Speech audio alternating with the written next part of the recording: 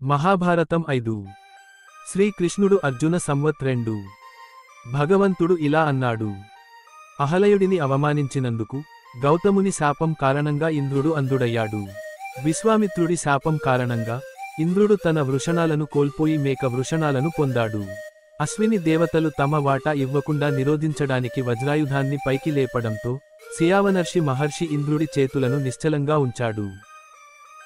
యాగం విఫలమైనందుకు కోపగించిన దక్షుడు గొప్ప తపస్సు చేసి రుద్రుని నుదిటిపై మరొక కన్నును సృష్టించాడు. త్రిపురాన్ని నాశనం చేయడానికి దీక్ష తీసుకున్న రుద్రుడిని శుక్రాచార్యులు పరీక్షించారు. అతని జుట్టును చింపి చంపడానికి ప్రయత్నించాడు. కానీ వాటి నుండి పుట్టిన పాముల కారణంగా రుద్రుని గొంతు నీలం రంగులోకి మారింది. తన పూర్వజన్మలో నారాయణుడు అతనికి నీలిరంగు గొంతును కూడా ఇచ్చాడు. అమృతపతి కాలంలో అంగీరస బృహస్పతి ఉపవాసం చేసినప్పుడు అతను ఉపవాసం చేసిన నీరు స్వచ్ఛమైనది కాదు. అప్పుడు బృహస్పతి కోపంగా, నేను తపస్సు చేసినందున నేను శుద్ధి కాలేదు, నేను అపవిత్రుడయ్యాను.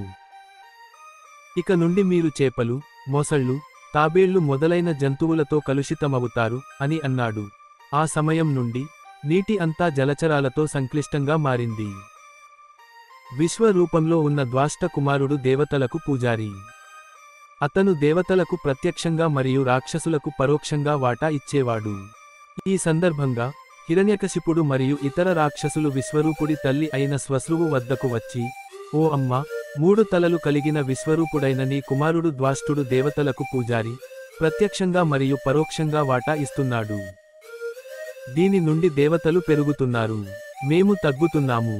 అతన్ని పిలిచి మా వైపుకు రప్పించండి. ఒకసారి విశ్వరూపుడు నందుడి వద్దకు వచ్చినప్పుడు అతని తల్లి, కుమారా, నువ్వు ఇతర సమూహాలను ఎందుకు గుణించి నీ బావమరిది సమూహాలను ఎందుకు నాశనం చేస్తున్నావు? ఇలా చేయకు అని అడిగింది. తల్లి మాటలను ధిక్కరించకూడదని విశ్వరూపుడు హిరణ్యకశిపుడి వద్దకు వచ్చాడు. హిరణ్యకశిపుడి కుమారుడు వశిష్ఠ మహర్షి హిరణ్యకశిపుని శాపానికి గురిచేశాడు. నీవు మరొక భర్తను ఎంచుకున్నందున నీ యాగం విజయవంతం కాకపోవచ్చు, అరుదైన జంతువు నిన్ను చంపుతుంది అని వశిష్ఠుడు శపించాడు. ఆ శాపాన్ని పొందిన హిరణ్యకశిపుడు కూడా అదే విధంగా చంపబడ్డాడు. అందువల్ల విశ్వరూపుడు తన తల్లి కుటుంబాన్ని పెంచడానికి తీవ్రమైన తపస్సు చేశాడు. ఇంద్రుడు తన ప్రతిజ్ఞను ఉల్లంఘించడానికి అప్సర బాలికలను నియమించాడు. వారిని చూసి అశాంతి చెందిన ద్వాష్ట్రుడు వారిపై ఆసక్తి పెంచుకున్నాడు. అతను బలవంతుడని తెలిసి అప్సర బాలికలు, మేము వెళ్తాము అని అన్నారు. అతను, మీరు ఎక్కడికి వెళతారు? నాతో ఉండండి, మీకు మంచి జరగాలి అని అన్నాడు. మేము దేవతలు, ఇంద్రుడు మా వరం, ఆయనే మనకు అవసరం. అప్పుడు విశ్వరూపుడు మంత్రాలను జపించాడు. ఈ రోజు సేంద్ర దేవతలు అదృశ్యమవుతారు. ఆ మంత్రాలతో త్రిశిరుడు పెరిగాడు. అన్ని లోకాలలో కర్మద్విజుడు అగ్ని ద్వారా బలి ఇవ్వబడిన సోమాన్ని తాగుతున్నాడు. అతను ఒక నోటితో అన్నం తింటున్నాడు, మరొక నోటితో సేంద్ర దేవతలను తింటున్నాడు. అప్పుడు సోమ పానీయంతో సంతృప్తి చెందిన ఇంద్రుడు అతను అభివృద్ధి చెందుతున్నాడని చూసి దేవతలతో పాటు ఆందోళన చెందాడు. ఆ దేవతలు ఇంద్రుడితో కలిసి బ్రహ్మ వద్దకు వచ్చారు. విశ్వం అన్ని యజ్ఞాలలో త్యాగం చేయబడిన సోమాన్ని తాగుతుంది, మనకు వాటా లేదు. అసురుల బృందం అభివృద్ధి చెందుతోంది మరియు మేము నశించిపోతున్నాము. కాబట్టి ఇక నుండి మనం ఎలా అభివృద్ధి చెందవచ్చో మాకు చూపించండి. బ్రహ్మ వారికి ఇలా సమాధానమిచ్చాడు. భార్గవ దదిచి అనే ఋషి తపస్సు చేస్తున్నాడు. అతని శరీరాన్ని త్యాగం చేయించి అతని ఎముకల నుండి పిడుగుపాటును తయారు చేయి. శ్రీకృష్ణ అర్జున సంవత్ 3 అప్పుడు దేవతలు దడిచి అనే మహర్షి తపస్సు చేస్తున్న ప్రదేశానికి వచ్చారు. ఇంద్రుడు మరియు ఇతర దేవతలు ఆయన వద్దకు వచ్చి వినయంగా, స్వామి, మీ తపస్సు బాగా జరుగుతోందా? దానిలో ఏదైనా హాని ఉందా అని అడిగారు. దీనికి దడిచి, మీరు రావడం మంచిది. నేను ఏమి చేయాలో చెప్పండి, మీ కోరిక ప్రకారం నేను నడుచుకుంటాను అని అన్నాడు. అప్పుడు వారు, లోక శ్రేయస్సు కోసం నేను నా శరీరాన్ని వదులుకోవాలి అని అన్నారు. ఆ దడిచి ఆనందం మరియు దుఃఖం విషయాలలో ఎటువంటి మనశ్శాంతి లేకుండా సమానంగా వ్యవహరించిన గొప్ప యోగి కావడంతో తన ఆత్మను సమాధిలో ఉంచి తన శరీరాన్ని త్యాగం చేశాడు.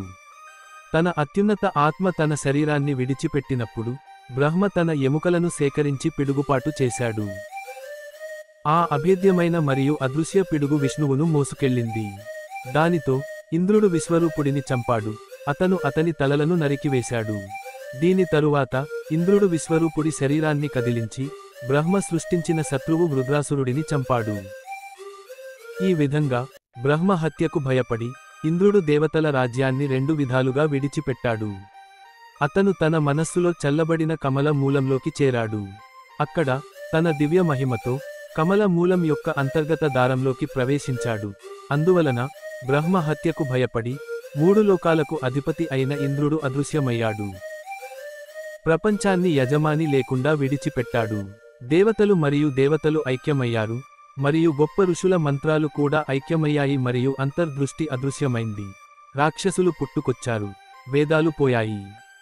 ఇంద్రుడు లేకుండా ఎవరైనా బలహీన లోకాలపై సులభంగా పడవచ్చు. అప్పుడు దేవతలు మరియు ఋషులు ఆయుష్షు కుమారుడైన నహుషుడిని దేవతల రాజ్యంలో అభిషేకించారు.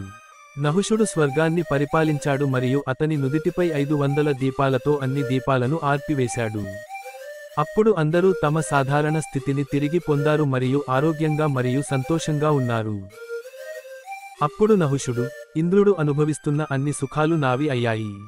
కానీ నాకు శశిదేవి లభించలేదు అని అనుకుని ఆమె దగ్గరకు వెళ్ళి, ఓ అదృష్టవంతురాలారా, నేను దేవతలకు ఇంద్రుడిని అవుతాను. నన్ను సేవించు అని అన్నాడు. అప్పుడు శచి, నువ్వు స్వభావరీత్యా మతపరమైన వ్యక్తివి, సోమవంశంలో జన్మించావు. కాబట్టి నువ్వు నీ భార్యపై బలవంతం చేయకూడదు అని అన్నాడు.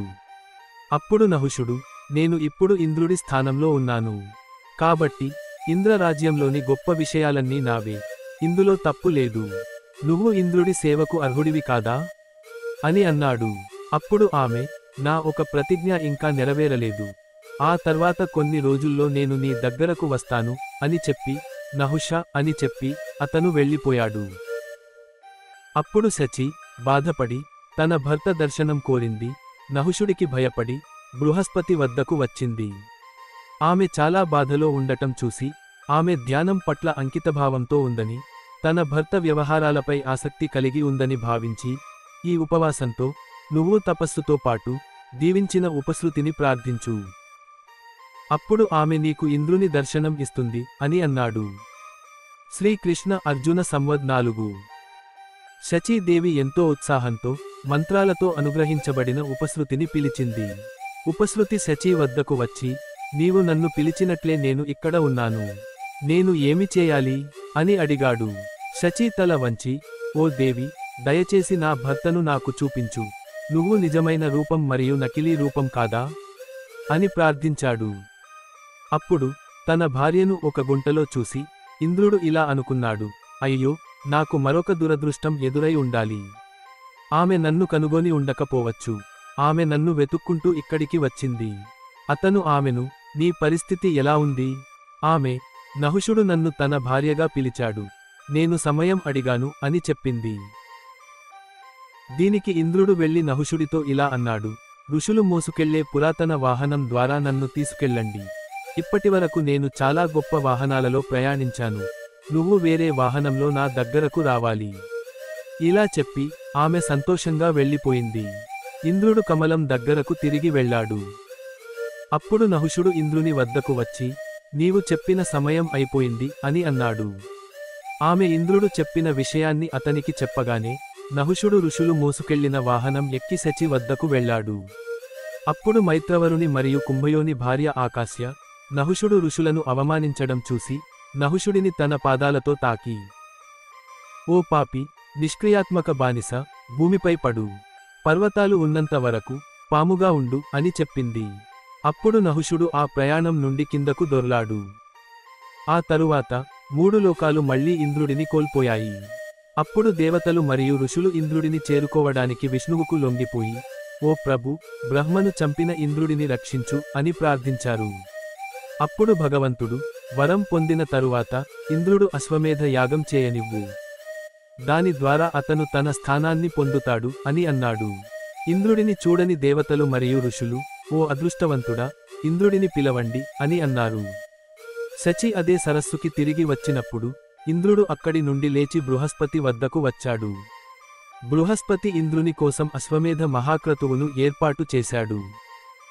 ఆ క్రతువు కోసం అతను కృష్ణుడి రంగులో ఒక గుర్రాన్ని తయారు చేసి ఆ గుర్రంపై ఎక్కి దేవతల నాయకుడైన ఇంద్రుడిని తన స్థానానికి రమ్మని ఆహ్వానించాడు. అతను అలా చేశాడు.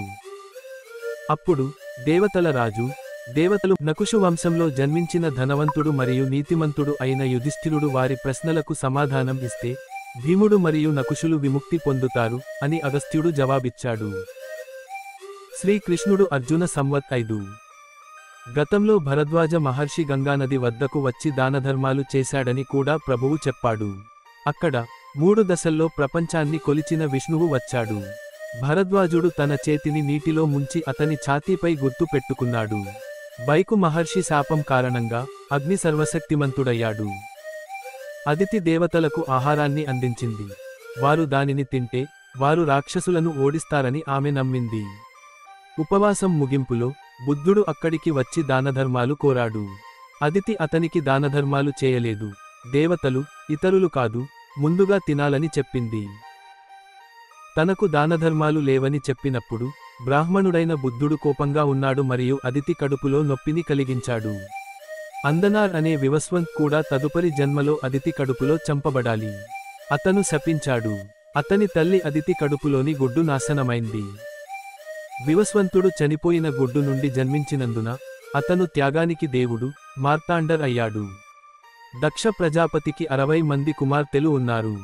అతను వారిలో 13 మందిని కశ్యపునికి, 10 మందిని ధర్ముడికి, 10 మందిని మనువుకి, 27 మందిని చంద్రుడికి ఇచ్చాడు. సమానులైన వారందరినీ నక్షత్రాలు అని పిలుస్తారు. వారిలో చంద్రుడు రోహిణి పట్ల ఎక్కువ ప్రేమను పెంచుకున్నాడు. ఇతర భార్యలు అసూయపడి తమ తండ్రి వద్దకు వెళ్ళి, ఓ ప్రభూ, మనమందరం శక్తిలో సమానమే అయినప్పటికీ చంద్రుడికి రోహిణి పట్ల ఎక్కువ ప్రేమ ఉంది అని అన్నారు. అతను చంద్రుడిని క్షయవ్యాధి బారిన పడమని శపించాడు. ఆ శాపం కారణంగా చంద్రుడు అనారోగ్యానికి గురయ్యాడు. కాబట్టి అతను దక్షుడి వద్దకు వెళ్ళాడు. అతను, నువ్వు సమానం కానందున అని సమాధానం ఇచ్చాడు. అక్కడి ఋషులు అతనితో, పశ్చిమ సముద్రంలోకి వెళ్లి హిరణ్య సారస్థిరంలో స్నానం చేయు అని అన్నారు. దాని ప్రకారం అతను అక్కడికి వెళ్లి హిరణ్య సారస్థిరంలో స్నానం చేసి దక్షుడి శాపం నుండి విముక్తి పొందాడు. చంద్రుడు ఆ స్థానాన్ని పొందినందున ఆ స్థానం ప్రభాస అనే పేరుతో ప్రసిద్ధి చెందింది. ఆ శాపం కారణంగా ఇప్పుడు కూడా కృష్ణపక్షంలో చంద్రుడు క్షీణిస్తాడు, అమావాస్య వరకు. శుక్లపక్షంలో అది పౌర్ణమి వరకు పెరుగుతుంది. దాని శరీరం మేఘంతో కప్పబడి ఉన్నట్లు అనిపిస్తుంది. దానికి మేఘం రంగు ఉంటుంది. దానిపై కుందేలు గుర్తు మసక వెలుతురులో కనిపిస్తుంది. స్కులశిరసుడు అనే ఋషి మేరు పర్వతం యొక్క ఈశాన్య శిఖరంపై తపస్సు చేస్తున్నాడు. అతను అలా తపస్సు చేస్తున్నప్పుడు అన్ని రకాల సువాసనలను మోసే తాజా గాలి వీచి అతని శరీరాన్ని తాకింది. పేదవాడు మరియు తపస్సు ద్వారా వేడెక్కిన శరీరం కలిగి ఉండటంతో గాలి వీస్తున్నట్లు అతను భావించినప్పుడు అతను మనస్సులో చాలా సంతోషంగా ఉన్నాడు. అందువలన అతను గాలితో సంతృప్తి చెందినప్పుడు అక్కడి మొక్కలు వికసించి అందంగా మారాయి మరియు అతను వాటిని శపించి, మీరు ఎప్పటికీ వికసించకూడదు అని చెప్పాడు.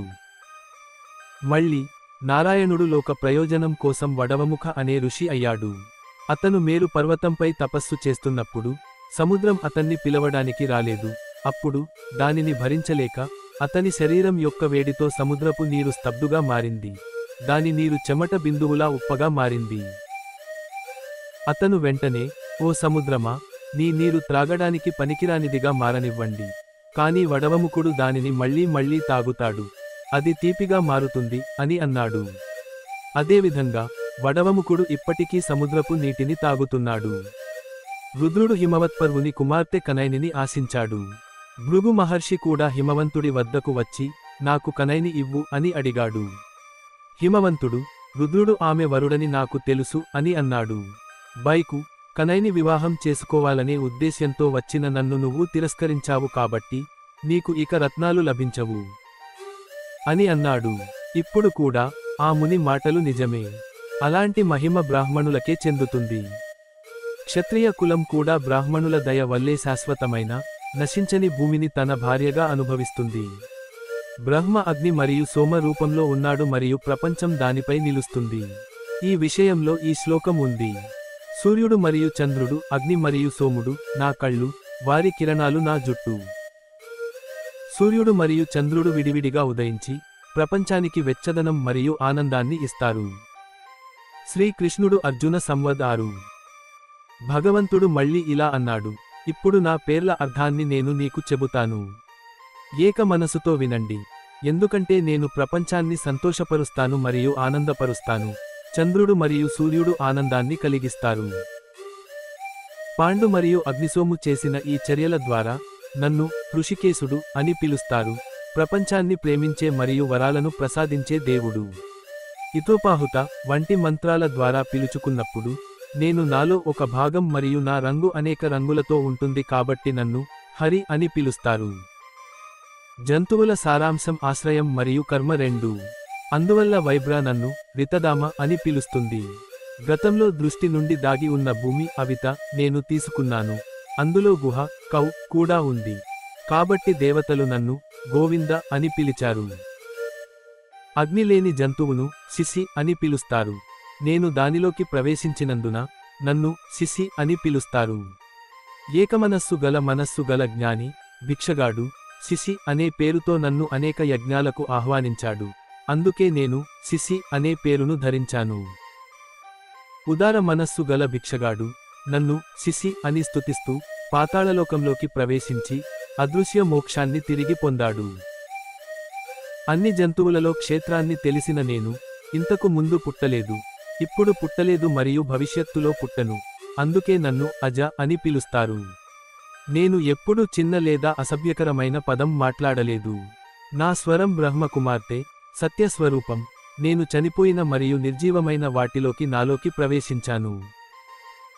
కాబట్టి కమలం ఆకారంలో ఉన్న బ్రహ్మలోకంలోని ఋషులు నన్ను సత్య అని పిలుస్తారు.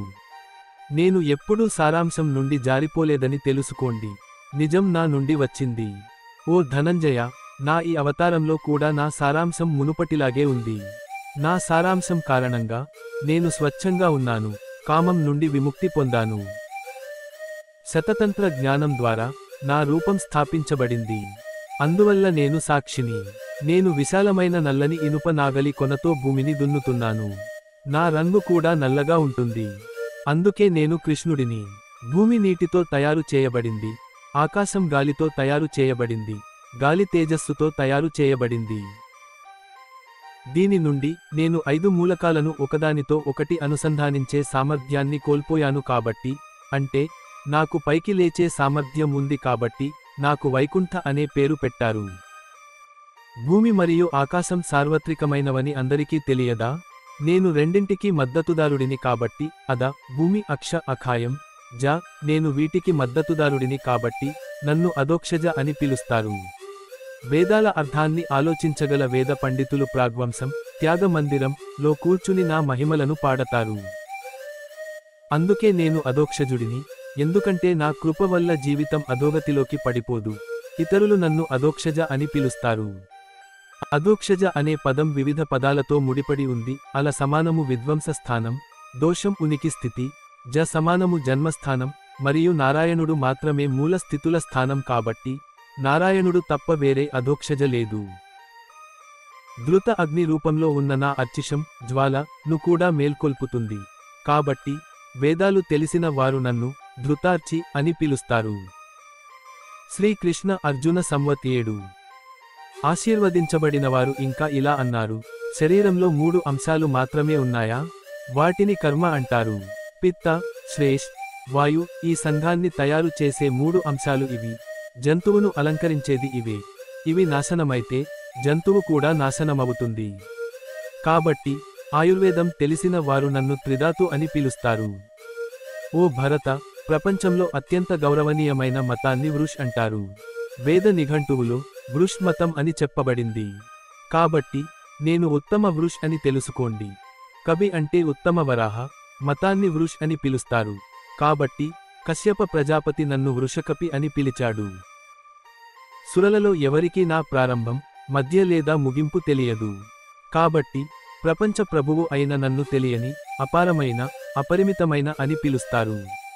ఓ ధనంజయ, నేను పవిత్రమైన మరియు వినగల పదాలను మాత్రమే వింటాను, నేను చెడు మాటలు వినను. అందుకే నన్ను స్వచ్ఛమైన వినేవాడు అని పిలుస్తారు.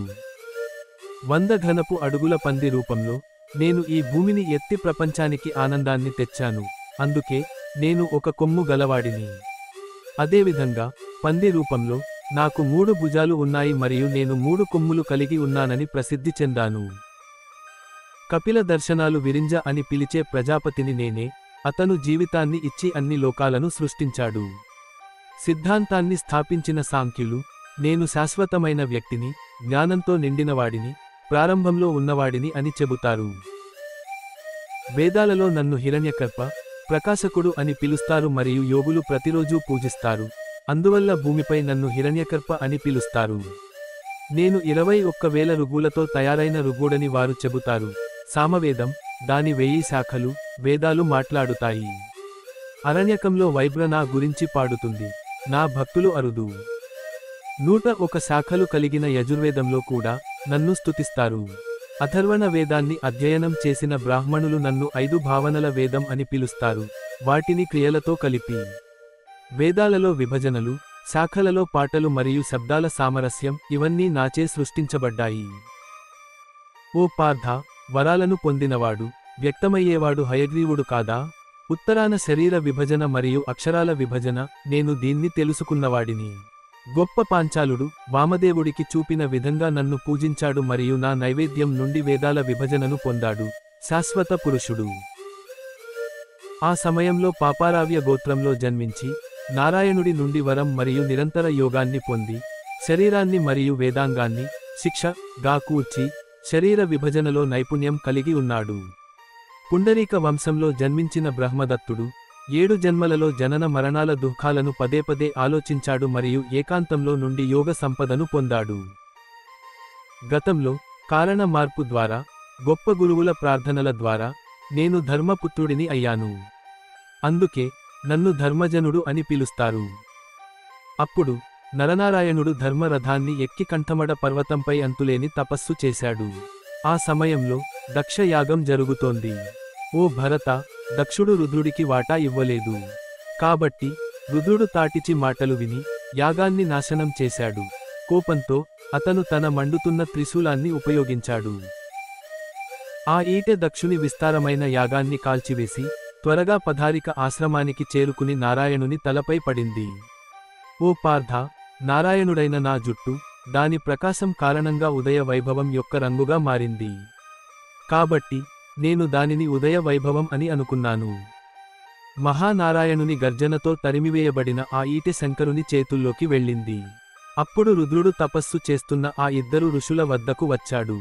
అప్పుడు మహానారాయణుడు తన చేతితో అతని మెడను పిండాడు. అక్కడి నుండి రుద్రుడికి సిద్ధికండం అని పేరు పెట్టారు. అప్పుడు నరుడు రుద్రుడిని నాశనం చేయడానికి ఒక ఎద్దు తల కర్రను తయారు చేశాడు. అది పెద్ద మనిషిగా మారింది. అతను దానిని విసిరినప్పుడు రుద్రుడు దానిని ముక్కలుగా విరిచాడు. ఆ విధంగా కర్ర విరిగింది కాబట్టి నన్ను కందపరసు అని పిలిచేవారు.